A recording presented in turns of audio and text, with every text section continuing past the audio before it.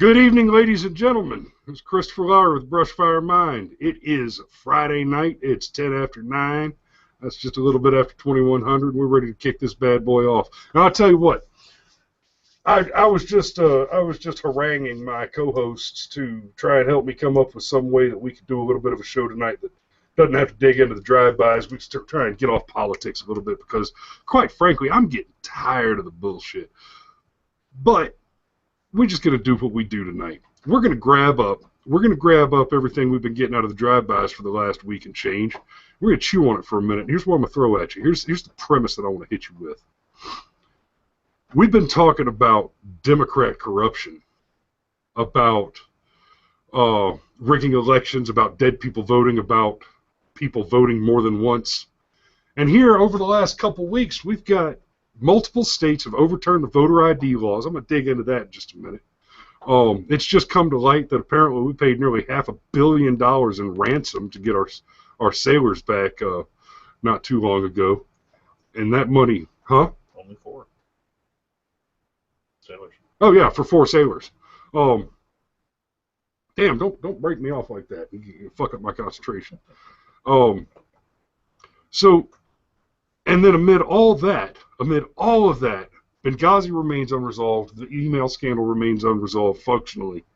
And we're hearing about polls. We're hearing poll numbers now. Now, good old Donnie was leading the Hildebeest in the polls during and immediately after the Republican convention, and all of a sudden, no, those polls don't matter. Here's a bunch of new polls. Hillary's leading by 4 points. Georgia might be a battleground state. You know what I see? Here's what I see. I see setting it up. Because what we have is a decades-long trend of this party, of the Democrat Party, by hook or by crook, stealing elections.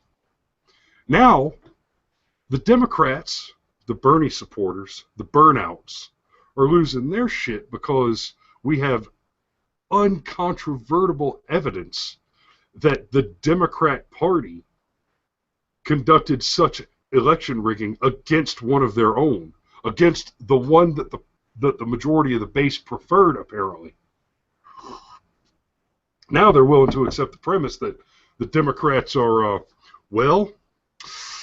bunch of crooked shitburgers. Now, you don't want a crooked shitburger.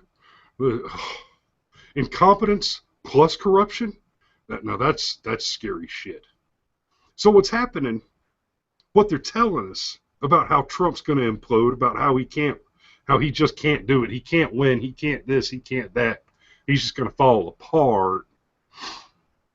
Well, the idea here is that when it comes time, and Hillary does win, because she cheats, because she goes out of her way to rig an election and conduct massive fraud, similar to the fraud of her predecessors, that it will have the whitewashed appearance of Trump actually having lost the election. That's what's happening there. And throughout all this going on, we're still ignoring the Benghazi situation. We're still whitewashing the emails. We're still and now we've just started denying that, oh my God, the Obama administration paid ransom to terrorists. There's a reason you don't pay ransom. There's a really, really good reason. Because paying a ransom is how you tell everybody, hey guys, we pay ransoms. And that's just how that shit rolls. Okay, I'm getting counted at somehow. I'm getting counted at, and I don't understand why, and I'll let you have him in just a minute.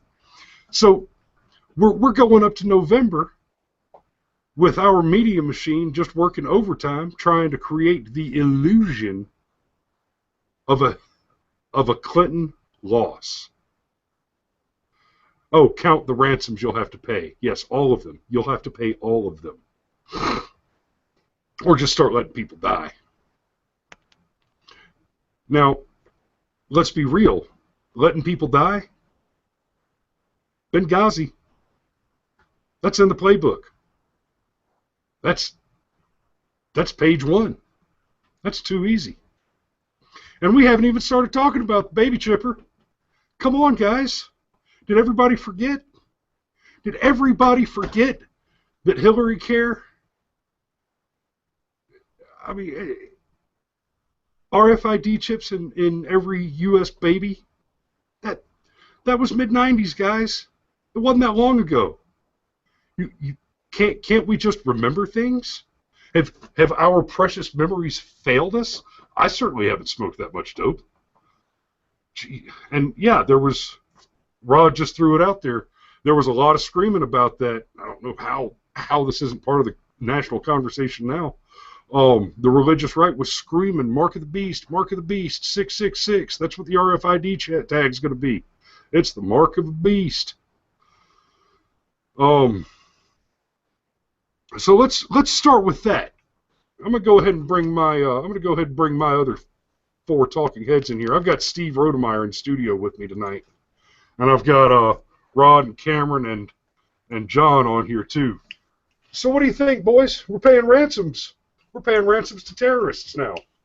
How's that working out for us? I just want the commission check. I want my cut. They didn't charge no $400 million. It's more like 200. Where'd the other 2 go? What I think's really, really, really, really funny, and it was the first thing that stuck out to me, is we didn't pay this ransom in American dollars. We paid this ransom in euros and Swiss francs. So we didn't just pay a ransom. We laundered money to pay a ransom. That's right. Yes, and like Cameron and I were talking about earlier, it's vitally important to this whole piece of the conversation. It is not just that we paid the ransom, and it is not just that we laundered money to pay the ransom. It's why the Obama administration had to launder the money in order to pay the ransom, because it was a crime, it was against the law to send U.S. dollars to Iran at the time. That's why they laundered it into other unmarked foreign currencies and shipped it over on a pallet instead of doing a wire transfer. On an unmarked plane.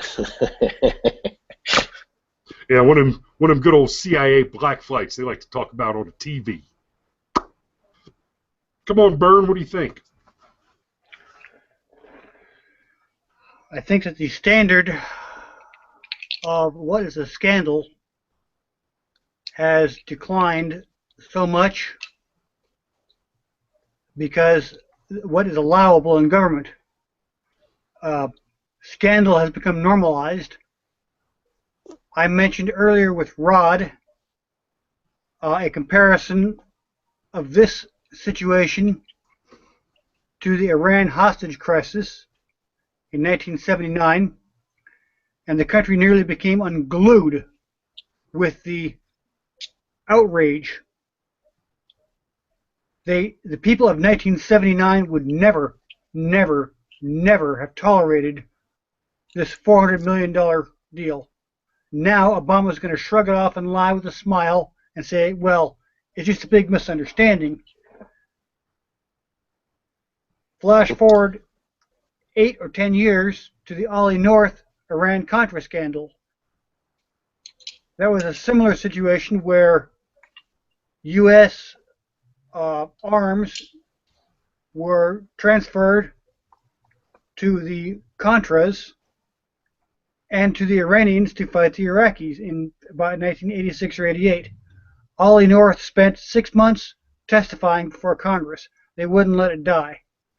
Yet this event is going to magically, mystically disappear in a week or so. The trouble relates back to the monopolization of the media and the monopolization of the control levers. The Democratic Party has just gotten away with disenfranchising 2/3 of their own party. It's unbelievable. Comparing that with 79 or 88, the level of what government has gotten away with now is so beyond comprehension. Meanwhile, they're telling me that I should be offended that Trump stepped on some Muslim terrorist helpers' toes. I don't really care about this Khazir Khan guy, but they're telling me that that's more important than $400 million going to Iran, building up the Iranian nuclear arsenal. You know, it's a captured public perception. It would not have been possible 30 or 40 years ago. Was not possible. So what we're witnessing today is the end result of, this is dystopia. This is what it looks like. Can't argue with that. I would tell you that the exact moment all this started was actually during the Clinton presidency, and actually during the Monica Lewinsky scandal, when Bill Clinton looked into the camera over and over and over again and said, "I did not have sexual relations with that woman," and would still probably be saying that to this day if there was not a little blue dress that had DNA evidence on it. And when that happened, he was allowed to get away with it. Before that point... That's it. He was allowed to get away with it. But before that point, that sort of a scandal tanked you. It got you fired from your job. It got you humiliated in public. It was... I actually heard somebody say that a lot of scandals used to be like the third act of the Crucible, when John refused to sign the false confession. And why did he refuse to do that? Well, it's my name, and I only get one, and once it's sullied, I can't have it back. And that used to be, you talk about the people in 1979 and the people in 1986 that just refused to put up with this level of foolishness. That's because once your name was sullied, it was almost impossible to get that level of trust back. That's right. And then we were in the middle of this national scandal that would have implicated the president in perjury. I mean, okay, maybe it is or is not inappropriate for the Congress to ask the president about his sexual habits. Maybe it is, maybe it isn't. But the truth is he lied about it to Congress. And when you lie to Congress, that is perjury. So the president was allowed to get away with it, and the media was complicit. There were stories at the time that were run where sometimes lying is good, sometimes lying is necessary, and Bill Clinton lies so well. He makes us all feel better. He helps hold us together, even in these times of great turmoil and scandal. And I would tell you that that moment, that whole scandal and everything that revolved around it was one of the big fulcrum points in our society, to where we flipped into this dystopian mode that we are clearly in, where we think, for example, that it's just part of our zeitgeist and part of our pop culture that Black Lives Matter is a real thing, that cops hunt and execute black people, where if you look at the actual FBI statistics, that blows that out of the water. Black people make up about 52% of all arrests in this country, but black people only comprise about 25% of all fatal police shootings in this country, which suggests inherently, if you're a black person, you might be more likely to be arrested by the cops, but you are incredibly disproportionately less likely to actually be killed by them.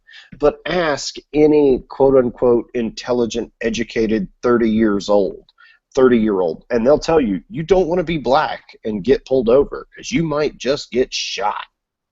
So that was the moment. And now we live in this bizarre land where you have people that say, oh, Hillary's emails aren't that big of a deal. Yes, the flip they are. If I had done that, Chris has explained to me that if I had done that, there would have been no trial. I would have just disappeared. There would not have been a body. I would have just disappeared. And meanwhile, the director of the FBI comes out and basically says she is guilty of the crimes that we all know she's guilty of. But because she didn't mean to, she is not going to be charged with a crime. And I would just, I can't tell you how many different versions of, oh, well, officer, I'm sorry. I didn't mean to drink 3 whole pitchers of beer and then drive, so I shouldn't be charged with a DUI. Oh, officer, I didn't mean to end up with that pound of dope in my trunk, but I shouldn't be charged with trafficking. I didn't mean to. So, and John, you're the one with the law degree. You could probably speak on this better than I can. Intent is an important part of the law, but you don't have to intend to break the law to, in fact, actually break the law and be guilty of a crime. That's correct. Well, Statutory rape is a prime example of that. Let me tag that real quick. Extreme carelessness, right? Okay, so she was extremely careless, but didn't show any intent. Okay, let's think about that for a minute. Yesterday, 15-month-old twin baby girls died in a hot car in Georgia. Woman just left them in the car and went grocery shopping or whatever it was, came back and the babies were dead. You think she meant to kill the babies? You think she was going out of her way to kill those babies? Doesn't matter, they're still dead. Maybe. Maybe not. Maybe she was extremely careless. Now, there is a dude on trial right now because he left his baby in the car and the baby cooked to death. Now, this guy, this one's a little different. He didn't run in and go shopping and come out and find a bed. This one, there's this whole mountain of evidence that they had taken out a life insurance policy on the baby and that it was all planned and whatever. And but his still, search history had shown premeditation. Yeah. So yeah, this guy's got a pile of premeditation associated with it. But I mean, let's say that he didn't. He just, I forgot the kid was in the car and I went to work. Okay, that's extreme carelessness. Does that mean that we do not get to charge that man for murdering that child? At a very minimum, criminal negligence. Yeah. Yeah, child cruelty.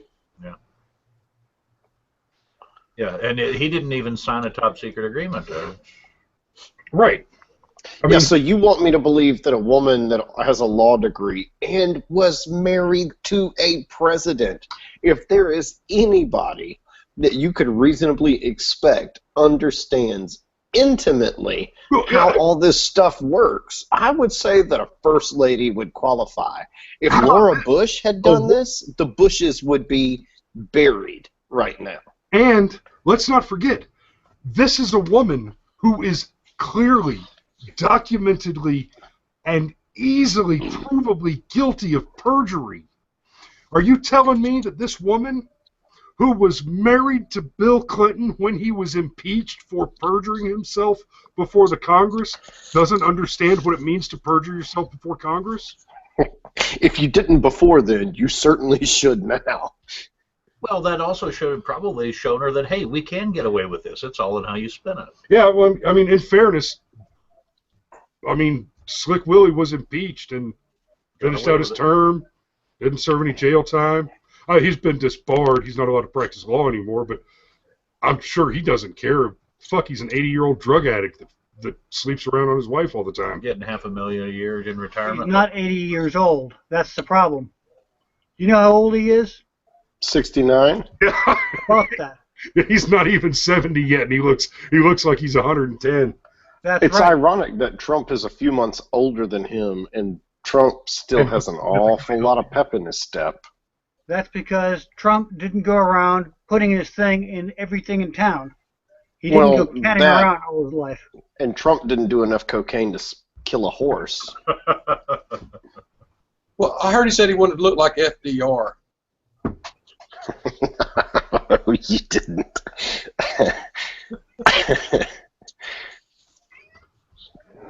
Does cocaine make you look like FDR? I think it makes you look like Steve Buscemi. It must be hard on the teeth. Oh. You know, it was funny too that some of the stuff that's coming out about it and talking about how easy it was to cover this up, sweep it under the rug, treat it as a minor thing.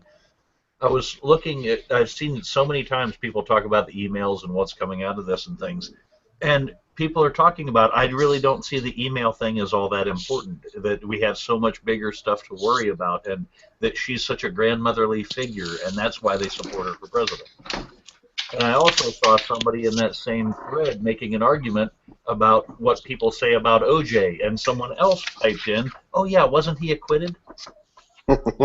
That was actually me, thank you. No. This was a thread you weren't a part of, Bo. This was West Coast stuff. I'll have to leave it at that. But it was enlightening and disheartening all at the same time. Okay, so now they're playing the grandmother card. How many people in this country got raised up by their grandmother, right? Right.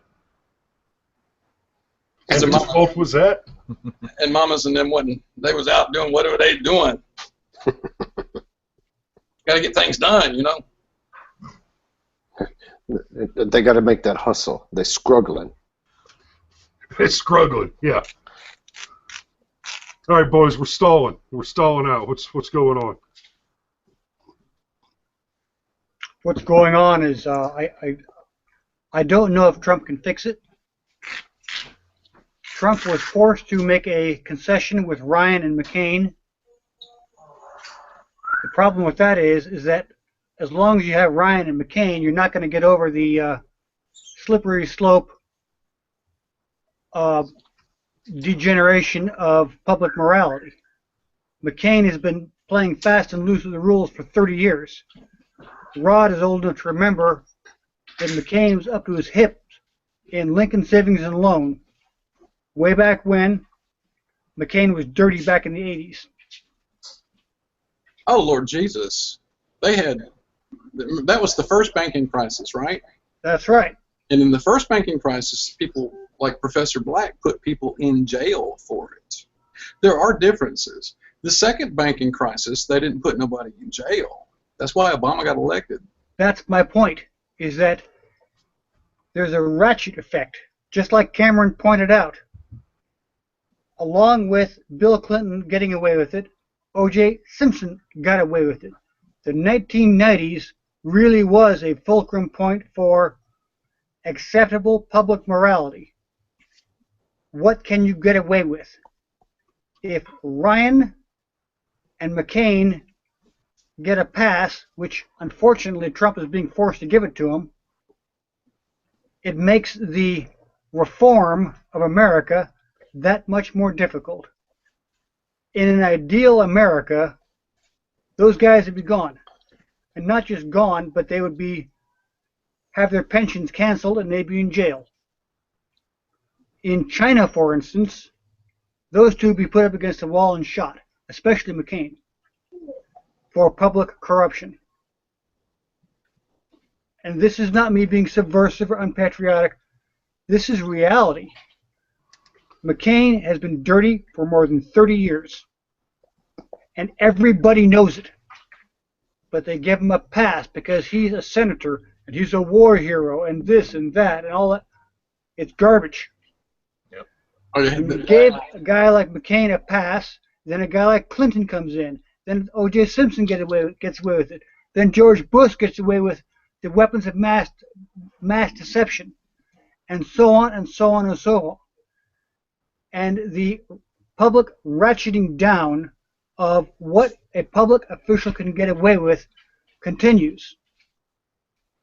As Chris points out, if Hillary Clinton can get away with it, then why shouldn't I be able to claim, well, officer, sorry about that third case of beer, I didn't mean it. A fish rots from the head. If the highest offices in the land are not held to a higher standard, then there is nothing to hold everybody else back from also slowly letting things slide. Well, it seems to me, John, that the crime that requires intent is murder, right? For sure, murder is based on intent. Okay. And if you look at what the standards are in murder cases for showing intent, I don't know, you can develop intent in something like 5 seconds, right? I could, yes. You see what I'm saying? I mean, But I don't believe in the way the law has been he was twisted. mad, and he went to the trunk of his car and got a shotgun out and shot somebody with it. And they go, "There's your intent." What does it take to have intent? According to the standards that they're coming up with, they're saying, "Oh, but she didn't have any intent." Oh my God, she didn't have any intent. Well, Yeah, I'm with you. As soon as she set up the server, that was intent. I mean, why the fuck else would you set up a server? That was your intent right there. And okay, I don't want us to get down this track too much. We beat that dead horse pretty hard. True. I do want to say this about that, because anytime the subject of the emails comes up and Comey's position and the idea that the intent didn't exist, here's my problem with that whole thing. Comey argued that she did not show intent to cause great harm to the United States. The statute that she has violated, the law that she has broken, did not speak to the causal of harm to the harm or even great harm to the United States. That's right. The definition of what it means to classify the information. The information is classified based on whether or not it can cause harm or great harm to the United States of America. But the law that she broke, the UCIT 18 law that she broke, the subsection code that she broke, does not speak about what the classification is. It speaks about the correct handling of the information. Now, what she did, even if she never intended to give that information to the enemy, she did show by setting up the server and by going back after the fact and spoliating known evidence, and further by perjuring herself before Congress, or perhaps lying to the FBI, but absolutely one or the other. She has committed the crime of mishandling the information. That's what she did. She did not commit the crime necessarily of attempting to sell the information. The evidence does not necessarily show that she committed the crime of distributing the information to the enemy, but the law requires her, and the agreements that she signed require her to carefully manage the information, to store it securely, and that is what she has not done. She has not only not done it, she has quite clearly, with intent, malice of forethought, and premeditation, and careful precautions, and she got caught coming out of a massage parlor. She did it. What were you doing in there? Getting a massage? Yeah. But truly, Chris, at this point, what does it really matter?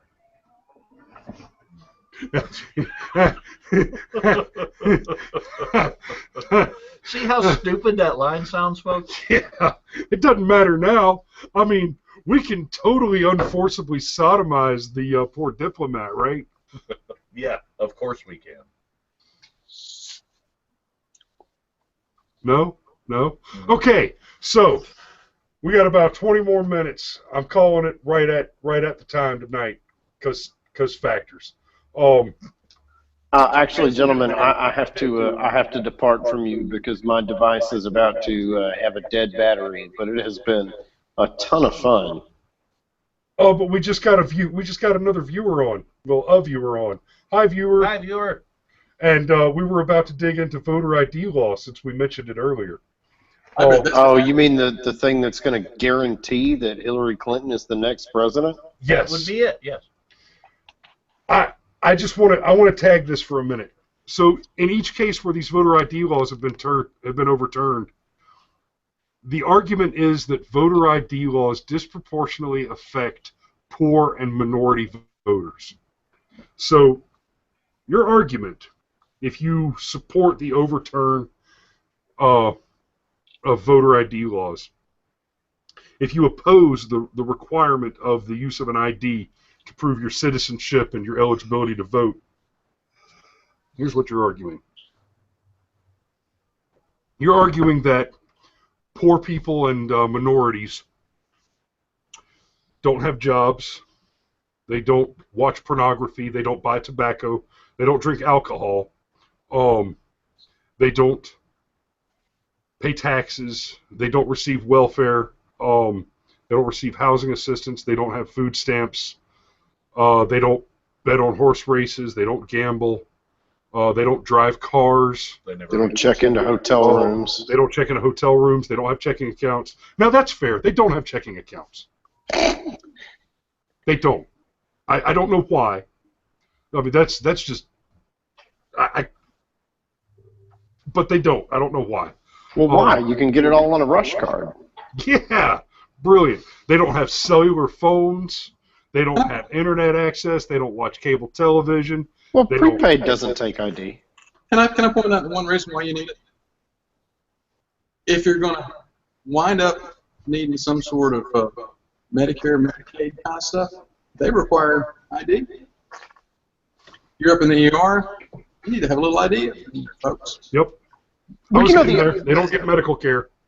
You know the other thing that they're arguing, and this to me, as somebody that really believes that the individual is sacrosanct, and that people, when pushed, actually do their best work instead of their worst. What they're arguing is that if you're poor and you're a minority, you're either too stupid or too ignorant to figure out how to make your way to the DMV and pay $10 and get a picture ID so you can go vote. And that is the absolute worst part about it for me. If it disproportionately targets black people, let's just assume that that is truth. Let's assume that that premise is absolute fact. I mean, good grief, that's an awfully small hurdle to jump over, and you can't do it. Hell, I've probably got $10 and change in my couch, and what, I can't go roll it all up and get my ID and go vote? Well, that's a basic truth about being a Democrat.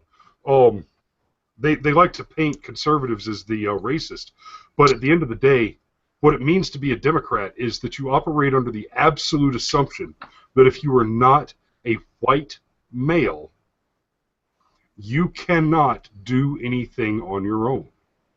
You are, in fact, inferior, and if you are not a white man, then the government needs to pay your way. It needs to come in and use a weapon. It needs to use a gun to guarantee that a white man will give you a job. It needs to use a gun to take money away from a white man and give it to you because you're not a white man, and so you can't get it on your own. That's about basic right for the party of the Democrat KKK. Party.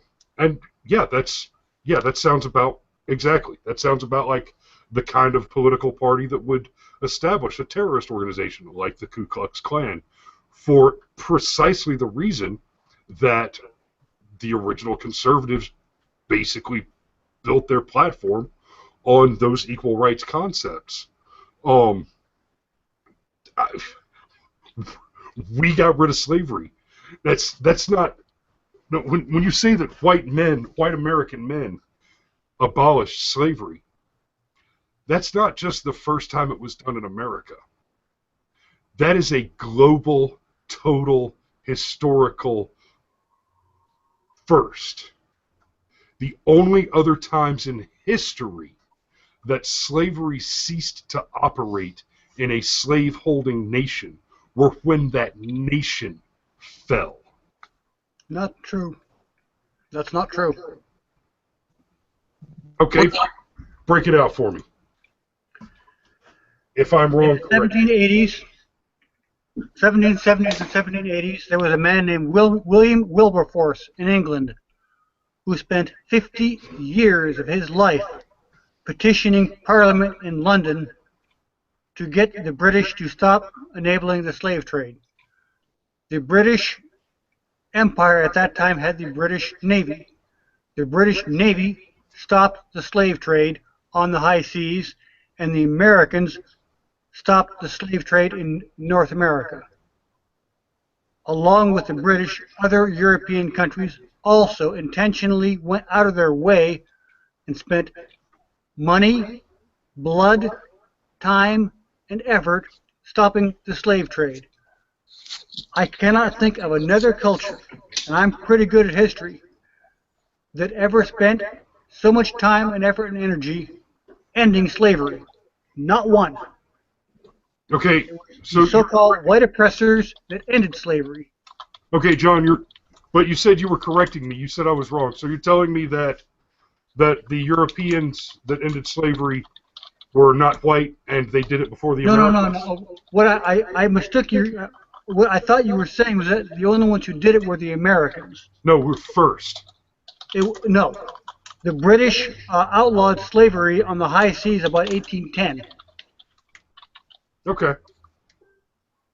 They spent years chasing down Spanish slave ships and forbidding slave trading. They would actually go and invade other countries' ships at sea to prevent them from conducting the slave trade to Brazil. That was, the British spent a lot of time and effort shutting it down. The Americans also spent a lot of obvious effort shutting it down. Those are probably the two main contenders. Yes, there were instances of continued slavery, but for the most part, the only people who ever shut it down in any major way were the British and the Americans. That's it. Well, and I'm going to correct you real quick. You said Okay. there were instances of continued slavery. There still are. Incorrect. It still exists. Exactly. That's what I was going to say. It absolutely continues. Mali, Most Yemen. especially, as Rod mentions in the comment thread here, in Muslim-controlled countries in That's Africa. correct. In Yemen, in Mali, in Saudi Arabia, it still continues to this day. All right, I'm going to throw us a little anecdote. Not exactly about slavery. I may have told this story on the show before, but I don't think so. When I was in Afghanistan, we came across this dude. He had a son that had some sort of pretty severe mental retardation. 10, 11-year-old boy. No language skills. Basically, 2, 3-year-old mind. And this is just to kind of illustrate what these places are like. It didn't even really seem all that entirely cruel to see it. But old boy would just sit on his front porch all day and sip his tea and smoke his hashish and watch his kid play in the yard. But he didn't have a fence to keep the kid from running off. So he had the kid chained to a post in the yard. Yep, just had a chain around his neck, tied to the post like a dog, just all day, every day, running around in the desert sun. That's yeah, yep. And this wasn't even some backwater. No. This was downtown. I mean, it was downtown Sanjare, which is like back to Larry, but whatever. They didn't have money for a shock collar? Apparently not. Damn. Well, and in fairness to the old man, part of his property line was marked with old Soviet-era landmines that he had repurposed to set up his fence. Oh, wouldn't you? They do, actually. That's pretty popular activity there. The locals Repositioning landmines for personal use? Yeah. I'd support that. Absolutely. Maybe that's why he chained the kids so he didn't stagger across the fence line. They're bad about they'll go pick up little landmines, and they'll just pick up a bunch of them like a grocery cart, push them back to the house, and set them out along the edge of their property to mark their property line. Yeah, and that's the reason Trump wants to build a wall instead of a minefield. Because they turn it into Maybe we should. I'm just trying to fathom. Maybe we should build a wall. Okay. So you got the U.S., Mexico, wall, minefield, fence. No. Come on. Don't whiz on the electric fence. Oh,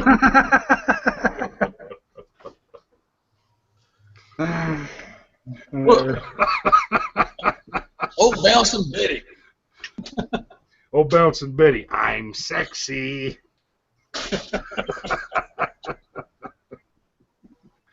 All right, we're getting silly. That went dark. We're getting silly, and my wife's at work, so there's nobody watching the baby. The babies are in bed. The babies are asleep, but Yeah. I probably ought to get back upstairs and listen to them. So, ladies and gentlemen, it's been a privilege. Thanks for watching the show tonight. Thanks for coming out. My name is Christopher Lowry. Find us on Facebook. Follow us on Twitter. We'll be throwing up memes and making all kind of funnies. And please donate to our Patreon account. It could stand to. We could stand to pad that wallet a little bit so we can bring you some more content, some more interesting content. And as always, remember, if you build a man a fire, you'll keep him warm for the evening. But if you light a man on fire, he'll be warm for the rest of his life. Good night.